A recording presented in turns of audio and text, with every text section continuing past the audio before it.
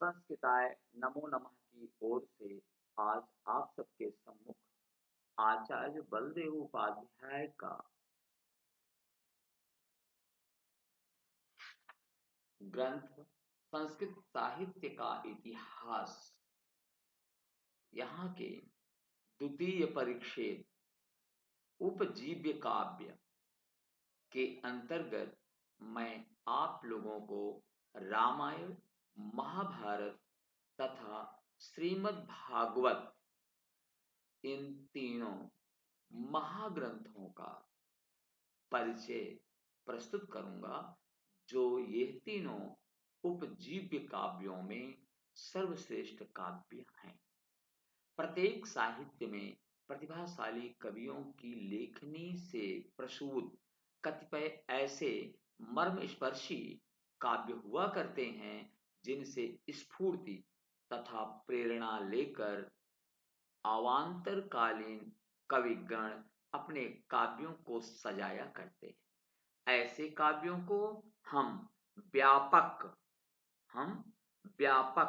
प्रभाव संपन्न होने के हेतु उपजीव्य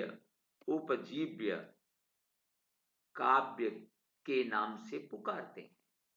संस्कृत साहित्य में भी ऐसे उपजीव्य काव्य विद्यमान हैं जिनसे संस्कृत भाषा तथा अर्वाचीन प्रांतीय भाषाओं के कवियों ने अपने विषय के निर्देश के लिए तथा काव्य शैली के विमल विधान के निमित्त सतत उत्साह तथा अश्रांत स्फूर्ति ग्रहण की और आज भी वे कर रहे हैं।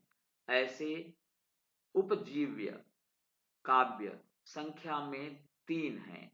रामायण यानी वाल्मीकि रामायण, महाभारत वेदव्यास रचित महाभारत, श्रीमद् भागवत के बारे में कहा गया है कि श्रीमद्भागवतम पुराण तिलकम यद्वैष्णवानां धनम यस्मिन् पारमहंसमेव ममलम ज्ञानम परम गीयते।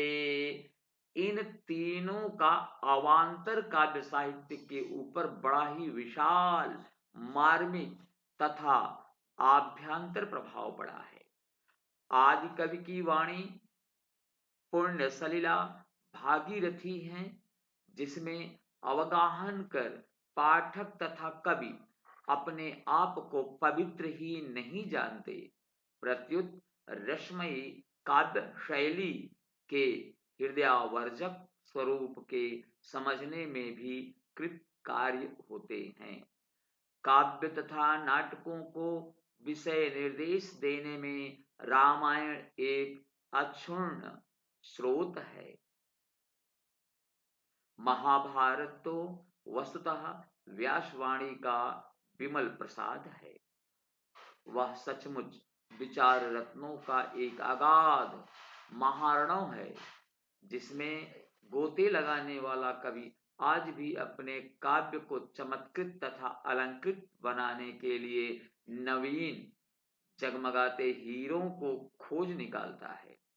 व्यास जी की वह उक्ति अतिशयोक्ति नहीं है जिसमें उन्होंने डंके की चोट इस ग्रंथ रत्न की विशालता का निर्देश करते हुए कहा है कि जो कुछ इस महाभारत में है वह दूसरे स्थलों पर है, परंतु जो इसके भीतर नहीं है वह अन्यत्र कहीं भी नहीं है। यदि हास्ति तदन्यत्र यन्ने हास्ति न तत्क्वचित्।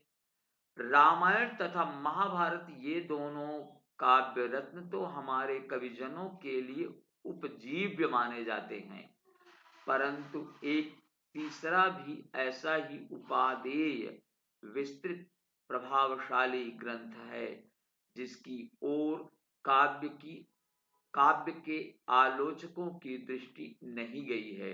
वह ग्रंथ है पुराणों का मुकुटमणि श्रीमद् भागवत।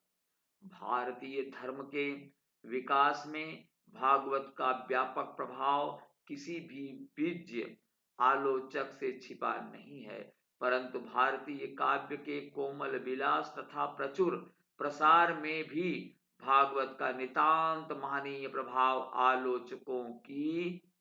दृष्टि आलोचकों की दृष्टि नहीं गई है,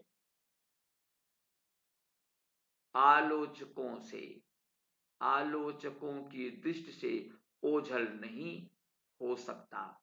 यह तो निर्विवाद है कि भारतीय साहित्य में जो मधुरिमा, सरसता तथा हृदयावर्जकता है, वह वैष्णव धर्म की देन है। रसो वैशः के प्रत्यक्ष निदर्शनभूत रसिक शिरोमणि श्याम सुंदर की ललित लीला तथा लावण्यमय विग्रह की भव्य झांकी प्रस्तुत करने वाला वह भागवत पुराण भारतीय साहित्य के गीत काव्यों तथा प्रगीत मुक्तकों का